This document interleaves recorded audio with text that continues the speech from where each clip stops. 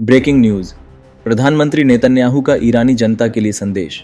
आप देख रहे आमार आशा न्यूज। प्रधानमंत्री बेंजामिन नेतन्याहू ने ईरानी जनता को सीधे संबोधित करते हुए कहा, आपके शासकों ने 30 अरब डॉलर से अधिक की राशि सीरिया में असद का समर्थन करने में बर्बाद की। केवल 11 दिनों की लड़ाई के बाद उसका शासन धूल में मिल गया। नेतन्याहू के इस बयान में ईरान के शासन की नीतियों पर तीखा प्रहार किया गया है। उनके शब्दों में स्पष्ट नाराजगी के साथ एक गहरी संवेदना भी झलक रही थी। उन्होंने ईरानी लोगों को संदेश देते हुए यह इशारा किया कि उनकी मेहनत और संसाधनों को गलत दिशा में खर्च किया जा रहा है, जबकि देश की जनता परेशानियों और आर्थिक संकट से जूझ रही है।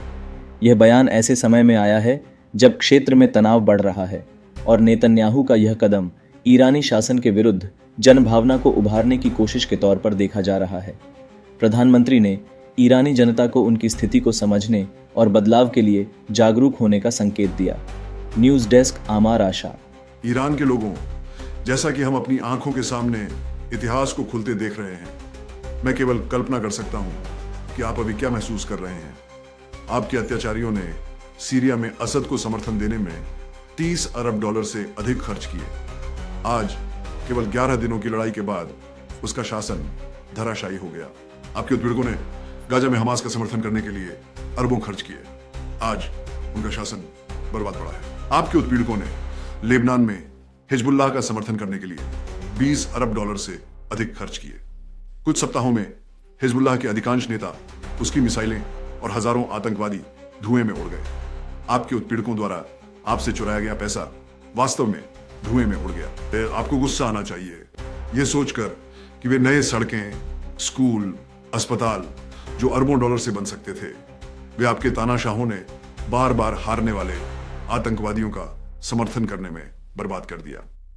क्या आप जानते हैं कि ईरान के उत्पीड़नकर्ता क्यों हारते रहते हैं? ये केवल इसलिए नहीं कि वे अयोग्य और निर्दयी हैं। वे हैं यह इसलिए है क्योंकि वे अन्य देशों पर विजय प्राप्त करना चाहते हैं। मध्य पूर्व पर और पूरे विश्व पर कट्टरपंथी तानाशाही थोपना चाहते हैं। इजराइल सिर्फ अपने राज्य की रक्षा करना चाहता है, लेकिन ऐसा करते हुए हम सभ्यता को बर्बरता से बचा रहे हैं। आज हमने जो ऐतिहासिक घटनाएं देखी, वे हमास के प्रहार, हिजबुल्लाह के विनाश, नासर अल्लाह के लक्ष्यीकरण और ईरान शासन के आतंक के धुर्रे को दिए गए झटकों के स्वरूप में प्रतिक्रियाएं हैं। और यह सब इस सप्ताह राष्ट्रपति ट्रंप ने कहा, क्योंकि यहूदी राष्ट्र और उसकी लड़ाई की सफलता की वजह से मैं स्पष्ट करना चाहता हूं, इजराइल शांति चाहता है।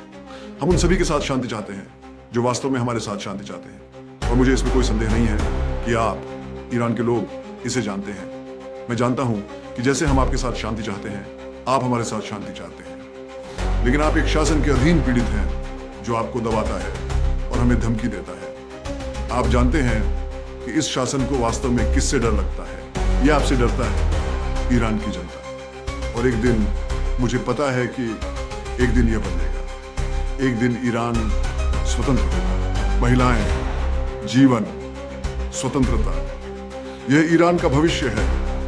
यही शांति का भविष्य है।